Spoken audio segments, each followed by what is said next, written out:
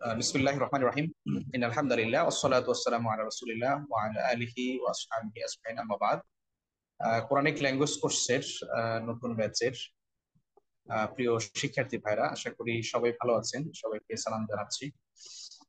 আসসালামু আলাইকুম ওয়া রাহমাতুল্লাহ। আহ, আলহামদুলিল্লাহ, আল্লাহ রাব্বুল আলামিনের অশেষ মেহেরবানিতে আমরা নতুন আরেকটি ব্যাচ শুরু করতে পারছি। এবং এই ব্যাচের শুরু থেকে বিশেষ করে যারা অংশগ্রহণ করছেন, আমার বিশেষ অনুরোধ থাকবে আপনারা একটু ধৈর্য সহকারে আসলে কোরআনের ভাষা শিক্ষা করা। প্রথমত এটা একটা নতুন ভাষা, যেটা আমরা আগে হয়তো বা যারা চর্চা করার সুযোগ হয় নাই তারা হয়তো বা আগে পড়িনি।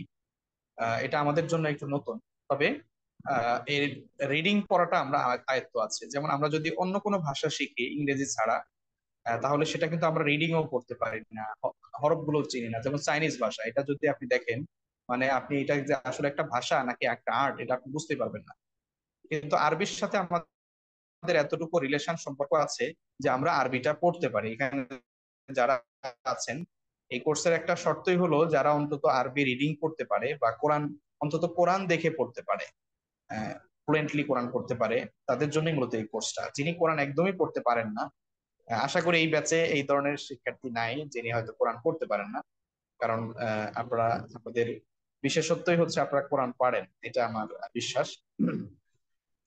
তো আমাদের সাথে এই ভাষার একটা সম্পর্ক হলো যে আমরা এই ভাষাটা সাথে পরিচিত আছি। আমরা প্রতিদিন নামাজ পড়ি, নামাজে এই কোরআনের পুরো নামাজটাই 5 বার নামাজ পড়ি। পুরোটা নামাজেই কিন্তু আমরা আরবিতেই কনভারসেশন করি, কথাবার্তা বলি। আমরা যদি আমাদের এরপরে আমরা বিভিন্ন সময় দরুদ পড়ি, আজান শুনি, সবই কিন্তু আরবিতে। এরপরে কোরআনের যে কথাগুলো আমরা প্রতিদিন শুনছি নামাজে, এগুলো সব আরবিতে। তো আমাদের সাথে আরবির সাথে আমাদের ঘনিষ্ঠতা বেশ ভালো। বাকিটা হলো আমাদের ঘাটতির জায়গাটা হলো যে আমরা কোরআনটা অর্থ সহ বুঝি না। তো এই অর্থ সহ বোঝার জন্য এটা একটা বেসিক কোর্স, এটা একটা প্রথম লেভেল। তো এই লেভেলে আমরা মোটামুটি কোরআনের শব্দগুলো সম্পর্কে ভালো ধারণা অর্জন করবো ইনশাআল্লাহ। আমরা গত উদ্বোধনী ক্লাস যেটা হয়েছে গত সপ্তাহে, সেখানে আমরা কোর্সের আউটলাইন সম্পর্কে আপনাদেরকে একটা আইডিয়া দিয়েছি। আমরা শব্দগত এবং শব্দের ব্যবহারগুলো শিখবো, এবং বিশেষ করে কোরআনের শব্দগুলো দেখে যেন আমরা চিনতে পারি কোনটা কোন ধরনের শব্দ, কোনটা কি ধরনের অর্থ দিবে। আমরা হয়তো, হ্যাঁ, 100% সকল অর্থই আমরা শিখতে পারবো না, কারণ অর্থটা তো অনেক সময় কিছু, বেশিরভাগ অর্থ আমরা এখানে জানা হয়ে যাবে। তো কিছু শব্দ আর থাকবেই সবসময় নতুন, একটা ভাষাতে নতুন শব্দ থাকে। তো সেই ক্ষেত্রে আমরা একটা কোরআনের অনুবাদ, আপনারা অনেক সময় দেখবেন তারটিমেরও বিভিন্ন অ্যাপস আছে, এই অ্যাপস এর মাধ্যমে কিছু অনুবাদ প্রতিদিনই কিছু চর্চা করবেন। আমরা ক্লাসে যে বিষয়গুলো শিখতেছি এই বিষয়গুলো একটু আপনারা যদি প্র্যাকটিসের মধ্যে নিয়ে আসেন, এতে করে আপনাদের জন্য এই শেখাটা আরো সহজ হবে, সুন্দর হবে ইনশাআল্লাহ। তো আমরা আর কথা না বাড়িয়ে আমাদের মূল ক্লাসের দিকে চলে যাবো ইনশাআল্লাহ। আহ,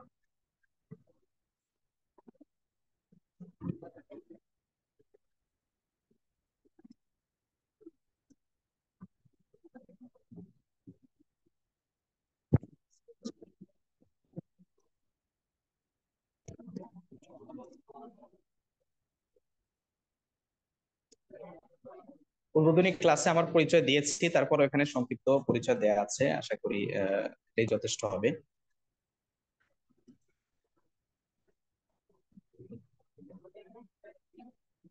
আমাদের প্রথম ক্লাসের আলোচ্য বিষয় হচ্ছে শব্দের পরিচয় ও প্রকার। আমরা যেহেতু একটা ভাষা শিখব, এই ভাষার প্রথম উপাদান হচ্ছে বর্ণ বা হরফ বা লেটার।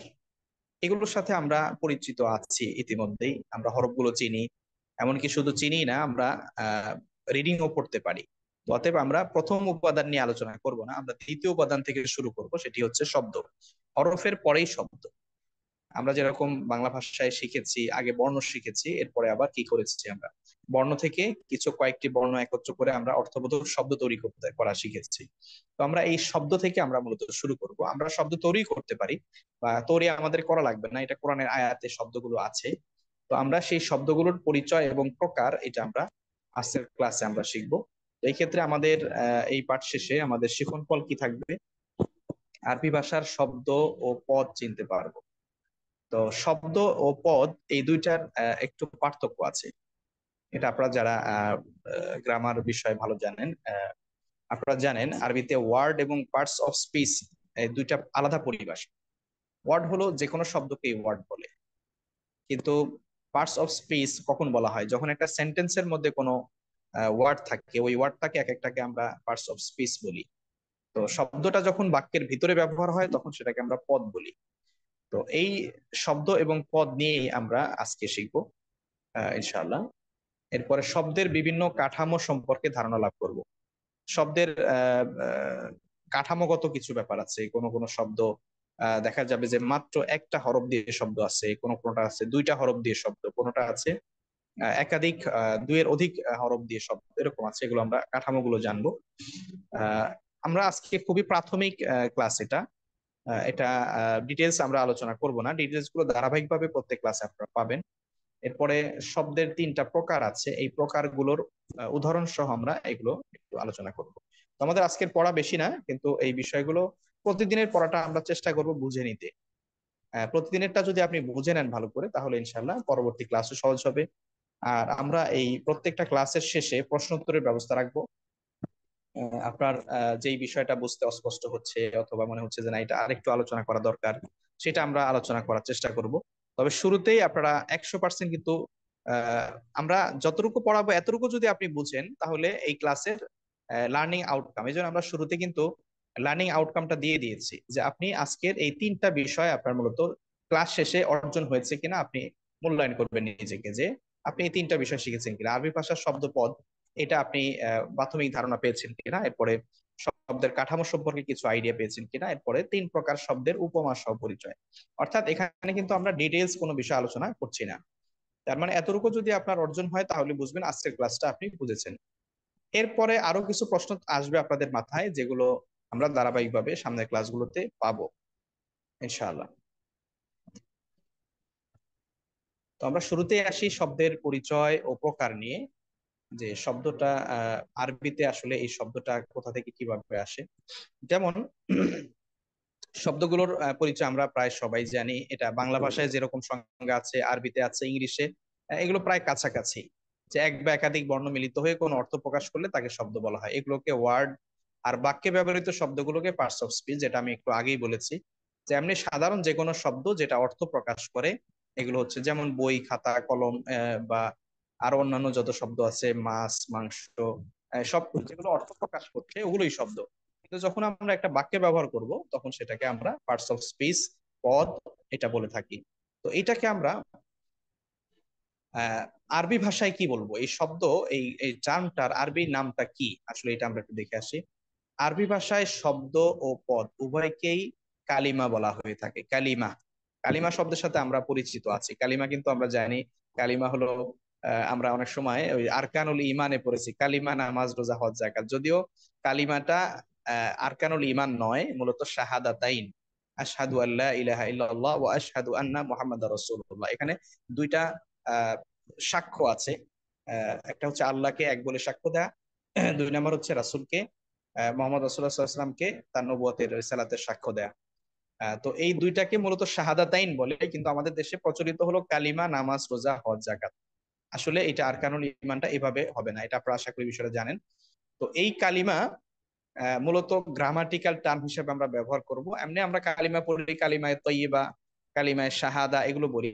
কালিমায়ে তয়্যিবা মানে হলো পবিত্র কালিমা, লা ইলাহা ইল্লাল্লাহ। এরপরে কালিমা শাহাদা মানে স্বাক্ষর কালিমা, যেই কালিমাটা দিয়ে শাহাদাত করা হয়, মানে সাক্ষ্য দেয়া হয়, ইসলামে প্রবেশ করতে হয়, এন্ট্রি নিতে হয়, সেটি হচ্ছে কালিমা শাহাদা। তো ওইটা হলো ওই ধরনের কালিমা। আপনি এবার এই কালিমাটাকে ওই কালিমা মনে করবেন না। এই কালিমা মানে হলো আহ, এটা হচ্ছে শব্দ বা পদ, গ্রামাটিক্যাল টার্ম। তবে কালিমার সাধারণ অর্থ, কালিমা, বাণীকেও কালিমা বলা হয়, কোনো বাণী, বক্তব্যকেও কালিমা বলা হয়। কালিমার বিভিন্ন অর্থ আছে। তো গ্রামাটিক্যাল পরিভাষা যখন কালিমা আমরা বলবো, তখন আপনি বুঝবেন এটা হচ্ছে শব্দ বা পদ সম্পর্কে আমরা আলোচনা করছি। তাহলে কালিমা হলো অর্থবোধক বর্ণ বা বর্ণ সমষ্টি, এটাই হচ্ছে কালিমা। এটা আমরা মোটামুটি একটা আইডিয়া পেয়ে গেলাম। তো এই কালিমার কিছু গঠন আমরা দেখে আসি। এগুলো কিভাবে একটা কালিমা আমরা পাবো সামনে, পরবর্তীতে কি ধরনের কালিমা আমরা পাবো, তার গঠনগুলো কেমন হতে পারে, এটার একটা ধারণা নিয়ে আসি। যেমন একটু আগেই বলেছিলাম যে আরবি ভাষায় মাত্র একটা হরফ দিয়েও কি হতে পারে, একটা কালিমা হতে পারে একটি বর্ণ দিয়ে, হরফ বা বর্ণ। এখানে এই যে হরফ শব্দটা, এই হরফ শব্দটার আমরা আরেকটু বিস্তারিত শিখবো আর একটু সামনে গিয়ে। হরফের দুইটা অর্থ আছে। একটা হলো হরফ মানে হচ্ছে বর্ণ, লেটার, অ্যালফাবেটস যেগুলো আছে এগুলোকে হরফ বলা হয়, হুরুফ বা হরফ। হরফুনের বহু বচন হচ্ছে হরুফ। হ্যাঁ, এই হরফ মানে হলো বর্ণ। আবার গ্রামাটিক্যাল টার্মের আরেকটা হরফ আছে, সেটা আমরা একটু পরে শিখবো ইনশাআল্লাহ। তো এখানে আমরা দেখি এক বর্ণ দিয়ে হরফ হয়, যেমন এখানে আপনারা দেখছেন লি, লামজের লি আছে। বিভিন্ন শব্দে আপনারা দেখবেন, যেমন কোরআনে আছে লিল্লাহি মা ফিস সামাওয়াতি। তো লিল্লাহি এখানে একটা লি আছে। এই লি মানে জন্য। হ্যাঁ, লি মানে হচ্ছে জন্য। তো এই লি, এটা একটা হরফ, একটা হরফ দিয়েই কিন্তু এটা একটা শব্দ হয়ে গেছে, লি মানে জন্য। এরপরে ফা, ফা মানে কি, অতঃপর। ফা একটা শব্দ, একটা হরফ, ফা, এর অর্থ অতঃপর। পরে কি, হ্যাঁ, আ মানে কি। আরবিতে এরকম কোন শব্দের আগে বা বাক্যতে এরকম যখন আসে তখন এটা প্রশ্নবোধক শব্দ। ডাব্লিউএস কোশ্চেনে আমরা হু পড়েছি, হোয়াট পড়েছি, এই হটের অর্থে এটা ব্যবহার হবে। তো তাহলে আমরা এখানে দেখছি যে এক বর্ণ দিয়েও কিন্তু শব্দ হয়। দুই নাম্বার হলো দুই বর্ণ বা হরফ দিয়েও শব্দ হয়। যেমন এখানে দেখুন মিন, মিম নুন, এখানে দুইটা হরফ। ফা ইয়া, ফি, ফি, আও, আলিফ অও, আও। তাহলে এখানে মিন মানে থেকে, ফি মানে মধ্যে, আও মানে অথবা। এখানে আপনাদের আরেকটা বিষয় বলে রাখি, আমরা এখানে প্রতিদিন যে এই শব্দগুলো পাচ্ছি, নতুন শব্দ, যেটা আপনার কাছে মনে হচ্ছে নতুন, এটাকে একটু আপনি পেন্সিল দিয়ে হোক বা যে কোনো ভাবে হোক একটু মার্ক করে এটা মুখস্থ করবেন, শব্দটার অর্থটা মুখস্থ করবেন। হ্যাঁ, একদিনে আপনি সবগুলো হয়তো পারবেন না, প্রথম দিন আপনি হয়তো অনেক শব্দ পেয়ে যাবেন। এগুলো একটু ধারাবাহিক ভাবে প্রতিদিন কিছু পড়া। বিশেষ করে আমাদের তো সপ্তাহে 3 দিন ক্লাস হবে, সপ্তাহে যেহেতু 7 দিন, আমরা বাকি যে আরো 4 দিন পাবো, ওই 4 দিনে কমপক্ষে 1 ঘন্টা করে যদি আমরা পড়ি, যে 1 ঘন্টা আমি লেকচার শিট গুলো একটু অধ্যয়ন করব, গত সপ্তাহে 3 দিনে যা ক্লাস হয়েছে, এগুলো যদি আমরা একটু একটু অনুশীলন করি, তাহলে ইনশাল্লাহ আমাদের জন্য আরো সহজ হবে এবং আরো ভালো করে আয়ত্ত হবে। ক্লাস শেষে আপনি মোটামুটি বুঝবেন, তবে এটা যদি স্টাডি না করা হয়, আপনারা তো শিক্ষার্থী জানেন, ক্লাসের টিচার যখন লেকচার দেয় তখন কিন্তু পড়াগুলো বোঝা যায় এবং আপনি তখন বুঝছেন। কিন্তু এই পড়াটাই কিন্তু 1-2 দিন পরে আবার যদি আপনি স্টাডি না করেন তাহলে ভুলে যান। এটা খুবই স্বাভাবিক ব্যাপার। এই জন্য আমাদের কি করতে হবে, একটু স্টাডি করতে হবে পড়াটাকে, প্রথমত বুঝে নেয়া, দ্বিতীয় হলো আমাকে এই পড়াটাকে ধারণ করার জন্য, এটাকে আমাদের ব্রেনে এটাকে ইনস্টল করার জন্য এটাকে ইয়ে করতে হবে, প্রয়োজনীয় ব্যবস্থা নিতে হবে। তো এখানে আমরা এই জিনিসগুলো একটু দেখি। তাহলে এখানে দুই হরফ দিয়ে বর্ণ দেখলাম আমরা, মিন মানে থেকে, ফি মানে মধ্যে, আও মানে অথবা। এই যে হরফগুলো এখানে আলোচনা আমরা করছি, এই শব্দগুলো প্রচুর পরিমাণে ব্যবহার হচ্ছে কোরআনে। এই মিন, ফি, আও, ফা, লি, এগুলো প্রচুর ব্যবহার আছে। তো আপনি একটা শব্দ চিনলে দেখবেন অনেক পৃষ্ঠায় এগুলোর ব্যবহার আছে, প্রায় সকল পৃষ্ঠায় ফি পাবেন, অনেক পৃষ্ঠা আছে মিন পাবেন, এরকম অক্ষরগুলো শব্দগুলো পেয়ে যাবেন। তো শব্দ অর্থ মূলত এটা একটা ভাষার, আমরা বলতে পারি এটা হচ্ছে ভান্ডার বা খনি, রিসোর্স, সম্পদ। যার যত বেশি শব্দ আয়ত্ত আছে তার কিন্তু ওই ভাষার উপরে তার দক্ষতা, দখল বা ওই ভাষার সম্পদ তার কাছে তত বেশি আছে। এই জন্য শব্দ পাইলেন মানে এটা আপনি এটা নিয়ে নিবেন। হাদিসে আসছে জ্ঞান হচ্ছে জ্ঞানীর হারানো সম্পদ। মানে আপনার কোথাও জ্ঞান পাইছেন, এটা আপনি নিয়ে নিবেন, কারণ এটা আপনার সম্পদ। এটা আপনার নিজের মালিকানা হিসেবে আপনি নিয়ে নিবেন। তো এরপর আমরা দেখে আসি দুইয়ের অধিক বর্ণ দিয়ে গঠিত কালিমা। হ্যাঁ, যেমন এখানে আমরা দেখি দিনুন, এখানে কয়টা হরফ আছে, দাল একটা হরফ, ইয়া একটা হরফ, নুন আর একটা হরফ, দিনুন। হ্যাঁ, এখানে 3টা হরফ আছে, দাল, ইয়া, নুন। এখানে আবার দেখি দিন মানে ধর্ম, দিন মানে জীবন ব্যবস্থা, দিন মানে, দিনের অনেকগুলো অর্থ আপনারা জানেন, এগুলো স্টাডি করেছেন বিভিন্ন সময়। এরপরে কিতাব, কিতাবুন মানে বই। আহ এখানে দেখেন 4টা হরফ আছে, কাপ, তা, আলিফ, বা, 4টা হরফ এখানে, কিতাবুন বই। তো সামিআ, সামিআ, সিন, মিম, আইন, এখানে 3টা হরফ। তো এইভাবে দুইয়ের অধিক বর্ণ দিয়ে হরফ হতে পারে, তার মানে শব্দ হতে পারে। তাহলে শব্দ আমরা এখানে 3টা স্ট্রাকচার পেলাম। একটা হলো শব্দটা কখনো একটা হরফ দিয়ে হতে পারে, শব্দ কখনো 2টা হরফ দিয়ে হতে পারে, শব্দ কখনো দুইয়ের অধিক হরফ দিয়ে হতে পারে।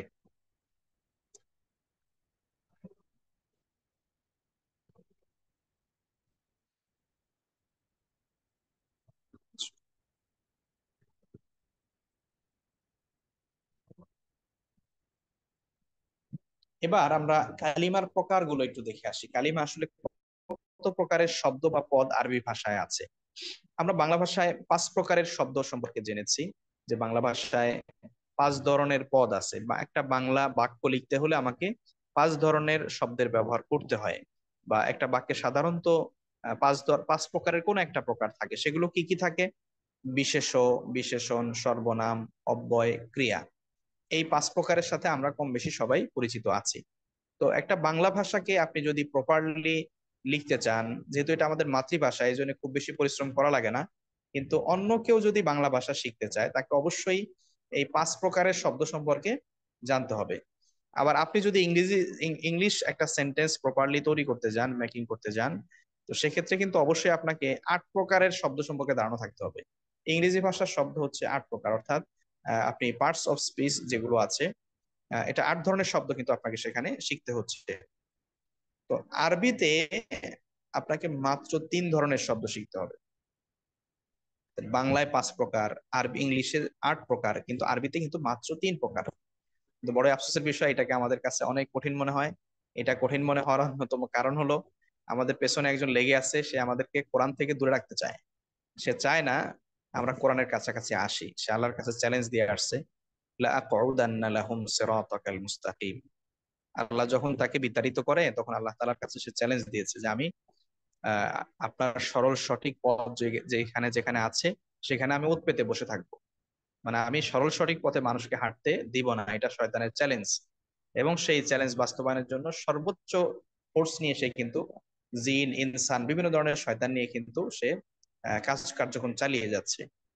আর সেই সরল সঠিক পথের অন্যতম রাস্তা হচ্ছে, আল্লাহ তাআলা বলছেন সূরা আল ইমরানের মধ্যে, ওয়ামাই ইয়াতাসিম বিল্লাহি ফাকাদ হুদিয়া ইলা সিরাতিল মুস্তাকিম। যারা আল্লাহকে মজবুত ভাবে আঁকড়ে ধরে তারা সরল সঠিক পথ প্রাপ্ত হয়। এই জন্য আল্লাহ তাআলা অর্ডার দিয়েছেন, ওয়াতাসিমু বিহাবলিল্লাহি জামিআ ওয়া লা তাফাররাকু। তোমরা আল্লাহর রজ্জুকে মজবুত ভাবে, দৃঢ়ভাবে আঁকড়ে ধরো, বিচ্ছিন্ন হয়ে যেও না। তো কোরআন ধরলেই ঐক্যবদ্ধ থাকা যায়, কোরআনের পথে চললেই ঐক্যবদ্ধ থাকা যায়। যারাই বিভিন্নভাবে বিচ্ছিন্ন অবস্থায় আছে তারা কিন্তু অনেকটাই কোরআন থেকে দূরে অবস্থান করছে, বা কোরআনের নীতির বাইরে তারা চলছে। তো শয়তান এখানেই, এই যেহেতু কোরআন দলের সরল সঠিক পথ পাওয়া যাবে, এই জন্য কোরআন থেকে দূরে সরানোর জন্য ব্যস্ত। অনেকেই অনেক কিতাব অধ্যয়ন করে, অনেক কিছু করে, কিন্তু কোরআন স্টাডি করা, কোরআনকে ধারণ করা বা কোরআন নিয়ে মেহনত করা, এরকম কিন্তু খুব কম লোকই আছে যারা এটা নিয়ে পরিশ্রম করে। আমাদের বাংলাদেশের যদি একটা পরিসংখ্যান আমরা একটু নিতে যাই, তাহলে একটু দেখবো, বড়ই আফসোসের বিষয়, এত বড় একটা মুসলিম কান্ট্রি, আপনি কোরআন তেলাওয়াত সহি পারে এরকম কত পার্সেন্ট পাবেন? হয়তো 10% মুসলমানও পাওয়া যাবে কিনা যারা কোরআন তেলাওয়াত সহি করে পড়তে পারে। 10% পাওয়াটা কঠিন হবে। হ্যাঁ, তারপরে আপনি যদি কোরআনের অর্থ পারে এরকম মুসলমান যদি খুঁজতে যান, যে কোরআন অন্তত বুঝে অর্থ পড়তে পারে, এরকম ইমাম সাহেব কয়জন পাওয়া যাবে? আমি গায়ের ইমাম বাদ দিলাম, বা আলেম ছাড়া, ধরেন আলেম একান্তই যারা এটা নিয়ে পড়ালেখা করেছে তারা ছাড়া, বহু ইমাম আছেন, বহু হাফেজে কোরআন আছেন, যারা কি, হয়তো সেটা 1% হবে কিনা সন্দেহ, যে 1% হয়তো পাওয়া যাবে না যে তারা কোরআন সহি মানে অর্থ সহ পড়তে পারে, বা কোরআনটা পড়লে অর্থ বুঝতে পারে। তাহলে আমাদের দেশের দুর্দশার জায়গাটা বুঝতে পারছেন কিনা, মানে আমরা কোন জায়গায় খুব দুর্বল অবস্থায় আছি। মুসলমান ইসলাম জানে না, এটা বাংলাদেশের সবচেয়ে বড় দুর্বলতা। দ্বিতীয় জায়গা হলো তারা কোরআন স্টাডি করে না, কোরআন পড়ে না। তো এই জায়গায় আমরা যেহেতু দায়ী হিসেবে অবস্থান করছি, আমাদের দায়িত্ব হলো আমরা এটাকে মানে খুব ফার্স্ট প্রায়োরিটি দিয়ে এটাকে শিখে ফেলতে হবে।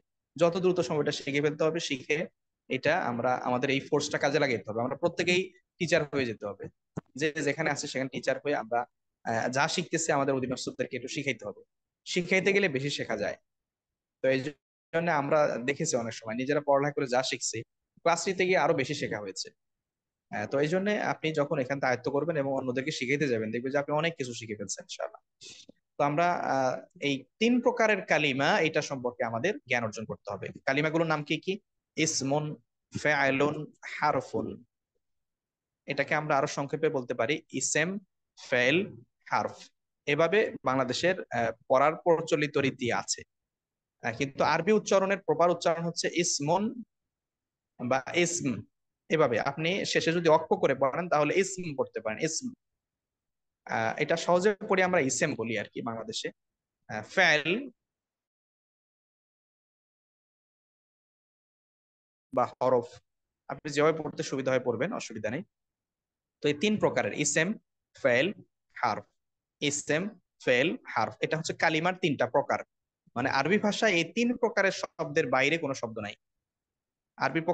আরবি ভাষায় যত শব্দ আছে হয় সেটা ইসেমের মধ্যে পড়বে, অথবা ফেলে, অথবা হারফের মধ্যে। তো ইসেমের মধ্যে বাংলা ভাষার এই তিন প্রকারের পদ সেখানে আছে: বিশেষ্য, বিশেষণ, সর্বনাম। বিশেষ্য কি? যত নামবাচক শব্দ আছে সব বিশেষ্য। বিশেষণ কি? যত গুণ, দোষ, গুণ, অবস্থা আছে সবই বিশেষণ। সর্বনাম জাতীয় শব্দ কি? আমি, তুমি, সে, তারা, আমাদেরকে, তাদেরকে, তোমাদেরকে, যত ধরনের সর্বনাম আমরা ইউজ করি এই সবগুলোই ইসেমের মধ্যে পাওয়া যাবে, বা ইসেম বলতে এই জাতীয় শব্দগুলোকে আমরা বুঝবো। এরপরে হলো ফেল। ফেলুন ক্রিয়া বা কাজ। তো এই ফেল জাতীয় শব্দ কি? ফেল হলো যেই শব্দ দ্বারা কোনো কাজ বোঝাবে। যেমন আমি গিয়েছি, এই যে গিয়েছি এটা হলো একটা কাজ। আমি খেয়েছি, খেয়েছিটা একটা কাজ। তুমি যাও, তুমি যাও, এই যাওয়াটা একটা কাজ। তো এরকম যত ধরনের শব্দের ভিতরে কাজ বোঝাবে সেগুলো হচ্ছে ফেল। তবে শুধুমাত্র খাওয়া দাওয়া, পড়া লেখা, এগুলো হচ্ছে ক্রিয়ামূল, এগুলো কাজ সরাসরি আরবিতে ফেল বলে না, এগুলোকে বলে ক্রিয়ামূল বা রুট অফ ভার্ব বলা যায়। তো এগুলো যখন আমরা একটা সেন্টেন্সে কোনো কালের সাথে সম্পৃক্ত করে ব্যবহার করব তখন সেগুলোকে আমরা ফাইল বলবো। এগুলো ডিটেলস আসবে আলোচনা, এটা আমি আজকে এক ডিটেলস বলবো না এগুলো। এরপরে হারফুন, এই হরফ, হরফ নিয়ে আমি একটু আগেই বলেছি। হরফ দুইটা অর্থে ব্যবহার হয়। হরফের একটা অর্থ পড়েছিলাম, হরফ মানে বর্ণ, মানে আলিফ বা তা সা, এগুলো হরফ। এরপরে হরফের গ্রামাটিক্যাল টার্ম হিসাবে যখন আমরা হরফ বলবো তখন এটাকে আমরা বলবো এটা হচ্ছে প্রিপজিশন, কনজাংশন, ইন্টারজেকশন, এই জাতীয় শব্দগুলো, এগুলোকে হরফ বলা হয়। এগুলোকে আরবি গ্রামাটিক্যাল পরিভাষায় সহায়ক শব্দ বলে।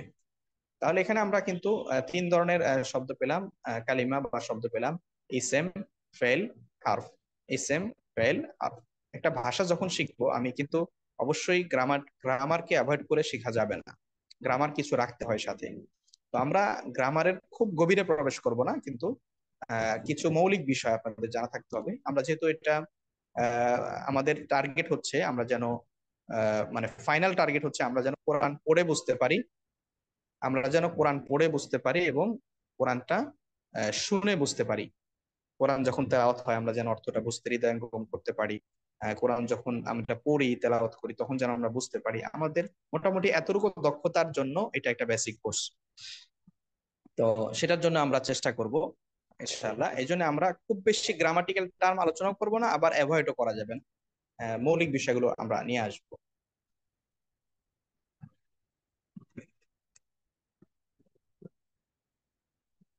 তো প্রথম প্রকার ইসেম, এটা নিয়ে আমরা একটু সংক্ষিপ্ত আলোচনা করব। ইসেমের আলাদা আলাদা ক্লাস আছে, ইসেমেরও আবার বিভিন্ন প্রকার আছে, সেগুলো নিয়ে আমরা আলাদা ক্লাস আছে, সেগুলোতে আলোচনা করব। তো ইসেম মূলত নামবাচক শব্দ, একটু আগেই বলেছি। যত ধরনের নাম আছে সব ইসেম। হ্যাঁ, সেটা ব্যক্তির নাম, বস্তুর নাম, স্থানের নাম, জায়গার নাম, যত প্রকারের নাম আছে সবই আমরা কিন্তু ইসেমের মধ্যে কাউন্ট করব। এরপরে বিশেষণ। বিশেষণ বা যেটাকে আমরা অ্যাডজেক্টিভ বলি না কেন, এগুলো হচ্ছে দোষ, গুণ, অবস্থা। দোষ, গুণ, অবস্থা। যেমন অনেক সময় আমরা বলি কালো ছেলে, ভালো ছেলে, দুষ্ট ছেলে, এরকম আমরা অনেক সময় বলি। তো কালো ছেলে, একটা ছেলে কালো, এই কালোটা তার একটা বিশেষণ। এটা কি তার দোষ? না, এটা দোষ না। কালোটা হলো একটা অবস্থা তার। এটা কেউ আছে ফর্সা, কেউ কালো, কেউ আছে মেটে কালার, বিভিন্ন রকমের কালার আছে, এটা একটা কালার। কালার কখনো দোষগুণ হতে পারে না। তো সেটাকে আমরা বিশেষণ হিসেবে কাউন্ট করব। এরপর দুষ্ট, এটা তার একটা বদগুণ, খারাপ গুণ। এটাকে আমরা, এটাও একটা এক ধরনের বিশেষণ। এরপর আরেকটা হচ্ছে কি, ভালো ছেলে, এই ভালোটা এটা তার একটা ভালো গুণ। তো এই সব গুণগুলো, সেটা দোষ, গুণ, অবস্থা যাই হোক না কেন, এগুলো বিশেষণ জাতীয় শব্দ। এরপর সর্বনাম জাতীয় শব্দগুলো কোনগুলো? যেটা আমরা একটু আগে বলেছি, যত প্রকারের প্রোনাউন আছে, নামের পরিবর্তে যে শব্দগুলো আমরা ব্যবহার করে থাকি, হি, শি, ইট, দে, দেম, দেয়ার, এই যে যা আছে এগুলো সবই কিন্তু প্রোনাউন জাতীয় শব্দ। এগুলোরই আরবি বিষয়গুলো আমরা শিখবো। কোনগুলো প্রোনাউন শিখলে আপনি দেখবেন যে অনেক আরবি আপনার জন্য অনেক সহজ হয়ে গেছে, অনেক বিষয় আপনি বুঝতেছেন। এই প্রত্যেকটা নিয়ে আমরা আলাদা আলাদা ক্লাস আছে, এই জন্য এগুলো আমরা এখন ডিটেলস আমরা বলবো না। আমরা একটু উদাহরণ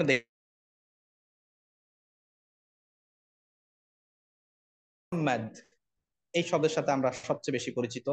মুহাম্মদ এটা আমাদের নবীর নাম সাল্লাল্লাহু আলাইহি ওয়াসাল্লাম। তো এই নামটা এটা কি, এটা এই বিশেষ্য বিশেষণ সর্বনাম কোন গ্রুপে পড়েছে? এটা বিশেষ্য গ্রুপে পড়েছে। এটা একটা নাম, আমাদের নবীর নাম। আবার একজন ব্যক্তির নামও মোহাম্মদ হতে পারে। তো বিশেষণ, যেমন এখানে রহিমুন শব্দটা অর্থ কি? দয়ালু। দয়ালু বা পরম করুণাময় বা অসীম দয়ালু, যেটাই বলি না কেন, রহিম এটা দ্বারা কি বোঝাচ্ছে? এটা একটা অ্যাডজেক্টিভ, আল্লাহ তাআলার একটা গুণ প্রকাশ করা হচ্ছে, এই জন্য এটাকে আরবিতে গুণের আরেকটা শব্দ ব্যবহার করা হয়, সিফাত। হ্যাঁ, সিফাত। তো এটা আল্লাহ তাআলার একটা সিফাত বা গুণ বা বৈশিষ্ট্য আমরা বলতে পারি, যে আল্লাহ তাআলা অনেক বেশি দয়ালু। রহিমুম বিল মুমিনিন, আল্লাহ তাআলা মুমিনদের প্রতি অনেক বেশি দয়ালু। এরপরে হুয়া, হুয়া মানে সে। তো হুয়া শব্দের অর্থ কি? সে। তাহলে এটা আমরা, এটাও এক ধরনের ইসেম বা আমরা বলতে পারি নামবাচক বিশেষ শব্দ। সেটা হচ্ছে কি? সর্বনাম। এটা নামের পরিবর্তে ব্যবহার হয়েছে হুয়া। তাহলে মোহাম্মদ এটা হচ্ছে একটা বিশেষ্য জাতীয় শব্দ, রহিম এটা বিশেষণ জাতীয়, আর হুয়া এটা কি? সর্বনাম জাতীয় শব্দ। আহ, আমরা একটু উদাহরণগুলো, আমরা কিন্তু আজকে খুবই প্রাথমিক একটা ক্লাস, এখানে আপনারা অনেক তথ্য পাবেন না, তবে আমরা কিছু ইন্ট্রোডাক্টরি ক্লাস আর কি অনেকটা। তো ক্রিয়াবাচক শব্দগুলোর সাথে একটু পরিচয় হয়। দ্বিতীয় প্রকার আমরা পড়েছিলাম, প্রথম প্রকার আলোচনা করলাম ইসেম বা নামবাচক বিশেষ শব্দ। ফেল বা ক্রিয়াবাচক শব্দ, এটার অর্থ হচ্ছে ক্রিয়াবাচক শব্দ। আমরা এই শব্দগুলোকে কিভাবে চিনবো? ক্রিয়াবাচক শব্দগুলো হচ্ছে কালের সাথে সম্পৃক্ত ক্রিয়া। হ্যাঁ, যেটা একটু আগে বলেছি যে আসলে খাওয়া দাওয়া, পড়া লেখা, এগুলো হলো ক্রিয়ার মূল। কিন্তু যদি আমি বলি খেয়েছি, তার মানে আমি কাজটা করেছি, এটা কালের সাথে রিলেটেড হয়ে গেছে, এটা পাস্ট টেন্স হয়ে গিয়েছে। আমি খাবো, এই যে খাবো, খাবো শব্দটা এটা একটা ক্রিয়া, এটা ফিউচারের সাথে রিলেটেড হয়ে গিয়েছে। আমি খাই, এটা প্রেজেন্ট টেন্স। তো এইভাবে কালের সাথে যখন কোনো কোনো ক্রিয়াবাচক শব্দ যখন কালের সাথে সম্পর্কিত হবে, তখন সেটা ক্রিয়া হয়ে যাবে, অথবা আদেশ নিষেধ করতে পারে, এটা হতে পারে। যেমন আমরা দেখি এখানে একটা শব্দ আবাদা। আবাদা আব্দুন থেকে এসেছে, আবাদা মানে সে ইবাদত করলো। তাহলে এখানে ইবাদত করলো, এটা ইবাদত করা এটা একটা ক্রিয়া, কিন্তু এটা ফেল তখনই হবে যখন আমরা এটা ইবাদত করলো, এই যে এটা পাস্ট টেন্সের সাথে রিলেটেড হয়ে গেছে। ইবাদত করলো তার মানে এটা অতীতকালের অর্থ দিচ্ছে। এরপর আমরা দেখি ইয়া আবুদু। ইয়া আবুদু সে ইবাদত করে, করছে, করবে। হ্যাঁ, সে ইবাদত করছে বা করবে, এটা দ্বারাও কাজ বোঝাচ্ছে এবং এটা ভবিষ্যতের কোনো কাজকে বোঝাচ্ছে। আবার এখানে দেখি ও অবুদ, তুমি ইবাদত করো, এটা একটা আদেশ সূচক শব্দ। ও অবুদু রব্বাকুম, তোমরা তোমাদের রবের ইবাদত করো। তো এখানে ও অবুদ এটা ওয়ার্ডার, আদেশ। তো আদেশ নিষেধ কোনো ক্রিয়া দ্বারা বা কোনো শব্দ দ্বারা যদি আদেশ নিষেধ করা হয়, ওইটাও কিন্তু ক্রিয়া। আবার অতীতকালে যদি কোনো কাজ হয় সেটাও ক্রিয়া, আবার ভবিষ্যৎকাল বা বর্তমান কালের কোনো কাজ হয় সেটাও ক্রিয়া, বা নিষেধ হলেও সেটা কিন্তু ক্রিয়ার মধ্যে পড়বে।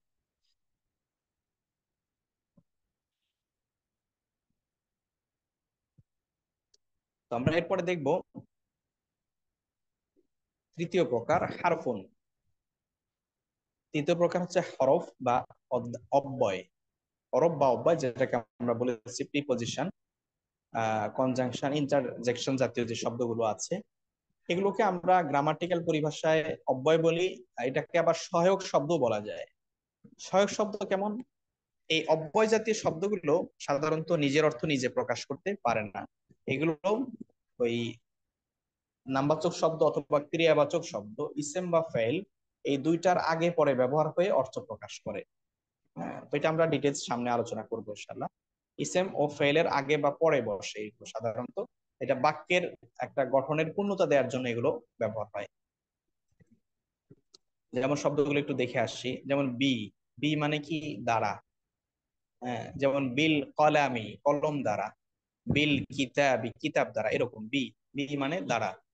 এবার মিন, মিন মানে হতে, থেকে। আপনারা যে, যদি আমি বলি বি দ্বারা, এই দ্বারা দ্বারা কিন্তু কিছু বোঝা যাবে না, কি দ্বারা, কিভাবে, এগুলো প্রশ্ন আসবে।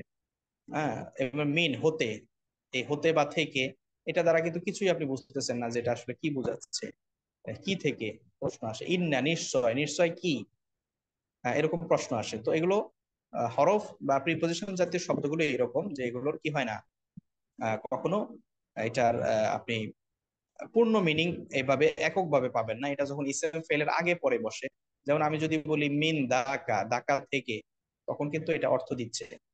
হ্যাঁ, যদি বলি ইন্নাল্লাহা, নিশ্চয় আল্লাহ, তখন কিন্তু কিছুটা বোঝা যাচ্ছে। আবার বিল কলামি, কলম দ্বারা, তখন কিন্তু কিছুটা অর্থ বোঝা যাবে। তো এইভাবে আপনি এগুলোকে আমরা সেজন্য হরফ বলছি। হরফ মানে হলো অব্যয়। আর হরফের আরেকটা অর্থ বলেছি আমরা বর্ণ। তো বর্ণ হচ্ছে আলিফ বা তা সা, এগুলো হরফ। তবে গ্রামাটিক্যাল টার্ম হিসাবে হরফ মানে হচ্ছে অব্যয়। এই এই দুইটা বিষয় আপনারা একটু মনে রাখবেন। আর আপনারা অবশ্যই ডায়েরি, কলম, এগুলো বা খাতা, নোটবুক কিছু একটা সাথে নিয়ে অবশ্যই বসেছেন।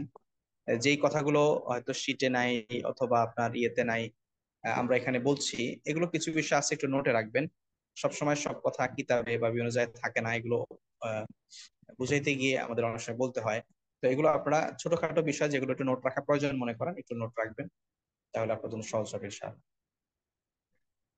তো আমরা এবার একটু ইসেম জাতীয় কিছু শব্দ আমরা একটু স্টাডি করে আসি। যেমন জায়েদ, একটা নামবাচক শব্দ। মারিয়াম, মারিয়াম এটাও একটা নাম, মহিলার নাম। এরপর আলাম, জগৎ, হ্যাঁ এটাও একটা আহ, ইয়ার নাম, মানে এটা একটা জায়গার নাম। এরপর রহমান, পরম করুণাময়, এটা একটা গুণ, দোষ, গুণ, সিফাত জাতীয় শব্দ। এরপর রহিম, অতি দয়ালু, এটাও কিন্তু সিফাত জাতীয় শব্দ। এরপরে রব্বুন, প্রতিপালক, রব, এটাও একটা ইসেম জাতীয় শব্দ। এরপরে হুয়া, সে, এটা সর্বনাম জাতীয় শব্দ। এরপরে আন্তা, তুমি, আনা, আমি, এগুলো কিন্তু সর্বনাম জাতীয় শব্দ। আপনারা এই শব্দগুলো যেগুলোর অর্থ যার জানা নাই, এগুলো আপনারা একটু একটু মার্ক করে নিবেন এবং একটু পড়বেন, মুখস্থ করবেন। এগুলো আমাদের সামনে কাজে লাগবে ইনশাআল্লাহ। এরপর আমরা একটু ফেল জাতীয় শব্দ দেখে আসি, যেমন নাসারা।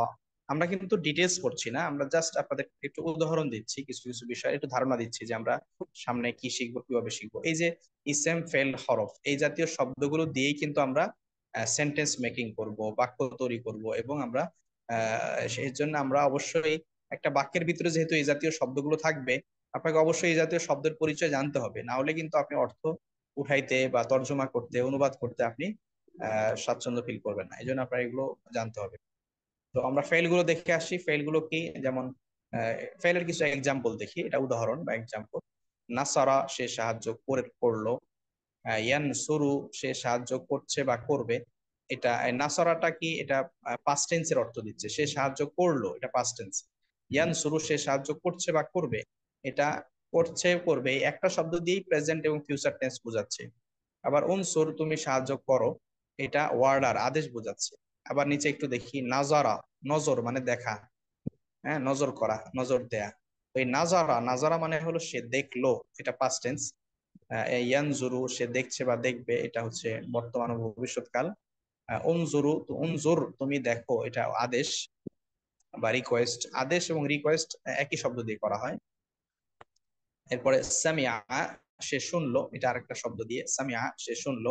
ইয়াসমাউ, সে শুনছে বা শুনবে। ইসমা, তুমি শোনো। তাহলে আমরা এখানে এই দেখলাম যে এই যে শব্দগুলো, এই সব প্রত্যেকটা শব্দের ভিতরেই কিন্তু কি আছে, কোনো কাজ আছে এবং ক্রিয়া জাতীয় শব্দ, এবং এগুলো কোনো কালের সাথে সম্পৃক্ত হয়ে অর্থ দিচ্ছে। এরপর আমরা দ্বিতীয় প্রকারে, 3 নম্বর প্রকারে পড়েছিলাম হরফ। ইসেম, ফেল, হরফ। তো হরফের ভিতরে আমরা কিছু শব্দ হরফ দেখে আসি। হরফের পরিমাণ, আচ্ছা আমরা একটু এটা এই যে ইসেম, ফেল, হরফ, আরবি ভাষায় এই ইসেম, ফেল, হরফের পরিমাণ আসলে কেমন, আমরা যদি একটু পার্সেন্টেজ করি, তাহলে বা আমরা যদি একটু ইয়ে করি, পরিসংখ্যান করি, আনুমানিক পরিসংখ্যান এটা, তাহলে আমরা যদি মনে করি আরবি ভাষায় 100টা শব্দ যদি থাকে, সাপোজ মনে করি, আমরা তো অঙ্কের সময় ধরি, মনে করি, এরকম ব্যবহার করেছি, তো আমরা একটু মনে করি যে আরবি ভাষায় যদি 100টা শব্দ থাকে, তাহলে এই 100টা শব্দের মধ্যে আপনার ইসেম জাতীয় শব্দ মনে করেন সেখানে প্রায় আপনাকে 90+, 90+ শব্দই হচ্ছে ইসেম জাতীয় শব্দ। হ্যাঁ, কিন্তু এই শব্দগুলোর ব্যবহার এক এক জায়গায় এক এক ধরনের শব্দের ব্যবহার আছে, ইসেম জাতীয় শব্দ। আর ফেল, ফেল জাতীয় শব্দ অরিজিনালি ক্রিয়ামূল যদি আমরা হিসাব করি ফেল জাতীয় শব্দ হবে সব মিলে হয়তো 5 থেকে 6% ক্রিয়ামূল জাতীয় শব্দ হবে, ক্রিয়া জাতীয় শব্দ। হ্যাঁ, 5 থেকে 6% বা 7% আমরা ধরতে পারি। কিন্তু এই 5 থেকে মানে 5-7% ফেল, এটার ব্যবহার কিন্তু ব্যাপক। পার্সেন্ট কম কিন্তু ব্যবহার অনেক বেশি। তার মানে এই ফেল গুলো যদি আপনি শিখেন, প্রচুর পরিমাণে শব্দের সাথে আপনি পরিচিত হবেন এবং এগুলো বাক্যর অর্থ করা বুঝতে সুবিধা হবে। এরপর আসি হরফ। হরফের পার্সেন্ট হলো আরো কম, 1%ও হবে না হয়তো। আরবি ভাষার শব্দের সংখ্যা যদি 100 ধরি, তাহলে হয়তো একটা আছে কি হরফ, 1% হয়তো হরফ আছে। এই 1% হরফের এত দাপট, এটা বলার মতো না। মানে সব মিলে আপনাদেরকে আমরা হরফ সম্পর্কে বা অব্যয় জাতীয় শব্দ আমরা শিখাবো বা শিখবো সামনের ক্লাসগুলোতে। সব মিলে আমরা হয়তো সর্বোচ্চ কতগুলো শিখবো, আমরা হয়তো 40-42টা হরফ শিখবো। এই 38 বা 40-42টা অব্যয়, প্রিপজিশন, এগুলো যদি আমরা একটু অর্থটা জানা থাকে, কেবল অর্থটা জানা থাকে, তাহলে এটার ব্যবহার প্রত্যেক লাইনে লাইনে দেখবেন আপনি ব্যাপক পাচ্ছেন। পৃষ্ঠায় তো আছেই, প্রায় প্রত্যেক লাইনে আমার মনে হয় না এমন কোন লাইন হয়তো খুঁজে পাওয়া কঠিন হবে যেখানে কি কি নাই, হরফ জাতীয় শব্দ নাই। কিন্তু সংখ্যা কত, খুবই কম। সংখ্যাটা বলেছিলাম 1%, মানে সব মিলে হয়তো 40-42টা হবে হরফ। তো একটা ভাষায় তো 1000 নয়, লক্ষ লক্ষ শব্দ আছে। এর ভিতরে ফেল এবং হরফের ব্যবহার ব্যাপক, কিন্তু পরিমাণে খুব কম, শব্দ কম। এটার গঠন জানা থাকলে দেখবেন আপনি আপনার জন্য সহজ হবে। 2 নম্বর হলো ইসেম জাতীয় শব্দ। এই জাতীয় শব্দগুলো একটু নতুন নতুন শব্দ আপনার সামনে পড়বে। এই জাতীয় শব্দের জন্য আপনার শব্দ অর্থগুলো একটু আয়ত্ত করা লাগবে কিছু কিছু। এছাড়া বাকিগুলো আপনার জন্য সহজ হবে, এবং এটা আপনি শুধু ওই শব্দের অর্থটা একটু শিখে নিলেই হয়ে যাবে। আর কোরআনে তো লিমিটেড, কোরআনে তো আনলিমিটেড শব্দ নাই, কোরআনে একটা লিমিটেড শব্দ আছে। তার ভিতরে বললাম যে হরফ আছে, ফেল আছে, এরপরে বাকি থাকে ইসেম। এটা খুব বেশি না, কিছু ইসেম আছে ব্যাপক ব্যবহার হয়, ওগুলো আমরা শিখে ফেলবো। আর কিছু ইসেম থাকবে একটু নতুন, ওগুলো আপনাদেরকে আলাদা আলাদা বা যখন সামনে যেটা আসবে আপনি হয়তো একটু চর্চা করতে হবে। তো প্রথমের দিকে আপনি যখন শিখতেছেন, এখন আপনাকে একটু অনুশীলনের মধ্যে থাকতে হবে।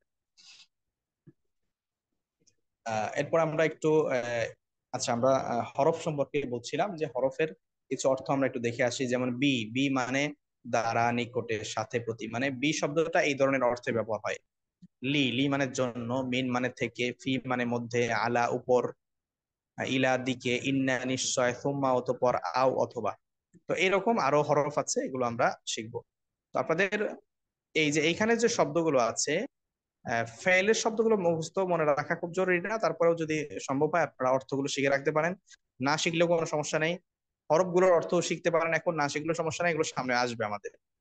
হ্যাঁ, আপনি চাইলে শিখতে পারেন, না চাইলেও, না শিখতেলেও অসুবিধা নেই। এটা জাস্ট আমরা একটু উদাহরণ হিসেবে আপনাদের সামনে শো করেছি।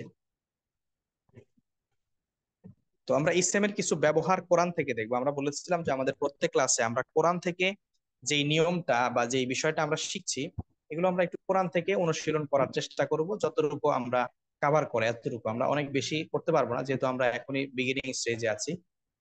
আমরা একটু বোঝার চেষ্টা করবো কোনগুলা ইসলাম জাতীয় শব্দ, যদিও আমরা আগামী ক্লাসে ইসলাম সম্পর্কে ডিটেলস জানবো। যেমন এখানে দেখুন মুহাম্মদ, মুহাম্মাদুর রাসূলুল্লাহ, এই বাক্যটা সূরা ফাতিহার এত নম্বর আয়াতে আছে। তো এই সেখান থেকে একটা অংশ নেওয়া হয়েছে, এটা পূর্ণাঙ্গ সেন্টেন্স নয় বা পূর্ণাঙ্গ আয়াত নয়, এটা একটা বাক্যের অংশ। সেখানে মুহাম্মদ শব্দটা ইসেম, রসুল, রাসুল।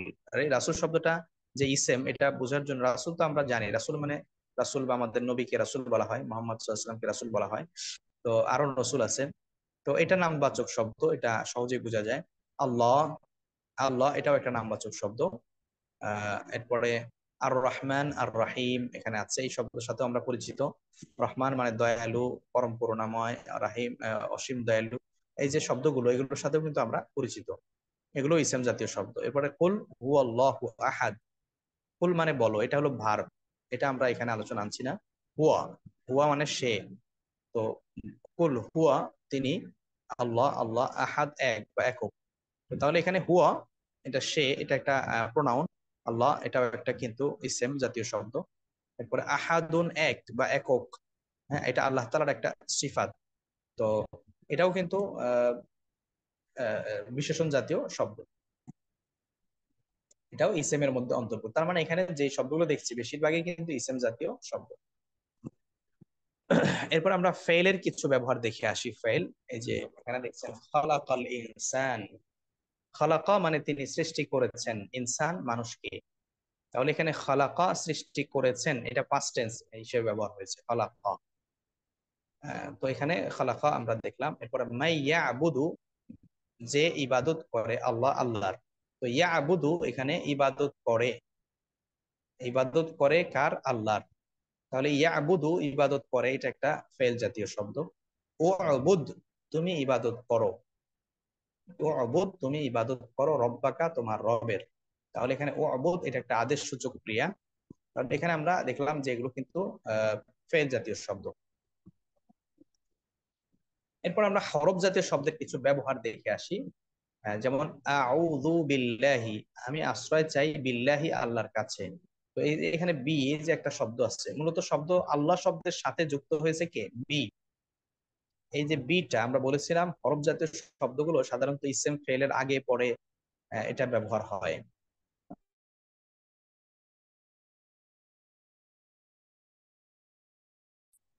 এরপরে মিনাল জিন্নাতি ওয়ান নাসি। হ্যাঁ, মিনাল, মিন মানে হতে বা থেকে, জিন্নাত মানে জিন, ওয়ান নাসি এবং এবং মানুষ। তার এখানে মিন এটা হরফ, আর ওয়াও এটাও কিন্তু কি হরফ হিসেবে ব্যবহার হয়েছে। মিন মানে হতে বা থেকে, ওয়াও মানে এবং। এরপরে ইন্নাল্লাহা আলিমুন হাকিম, ইন্না নিশ্চয় আল্লাহ তাআলা আলিমুন হাকিম, আহ সর্বজ্ঞানী এবং প্রজ্ঞাময়, মহাজ্ঞানী এবং প্রজ্ঞাময়। তাহলে এখানে ইন্না নিশ্চয়, এই যে ইন্না শব্দটা এটাও কিন্তু হরফ নিশ্চয়, একটু আগে আমরা দেখে আসছি। তাহলে এই হরফের এইভাবে ব্যবহারগুলো হয়, এগুলো যে ইসেমের আগে, কখনো ফেলের আগে, ফেলের পরে বা ইসেমের আগে, এরকম বিভিন্ন জায়গায় হরফের ব্যবহার হয় এবং হরফগুলো সহায়ক শব্দ হিসাবে ব্যবহার হয়। তো আমাদের ক্লাসের যে মূল পড়া এটা মোটামুটি আমাদের শেষ হয়ে আসছে। আপনাদের যদি কোনো প্রশ্ন থাকে তাহলে আমরা প্রশ্নগুলো নিতে পারি ক্লাস রিলেটেড, যে আপনি বিষয়গুলো বুঝতে কোনো সুবিধা অসুবিধা আছে কিনা।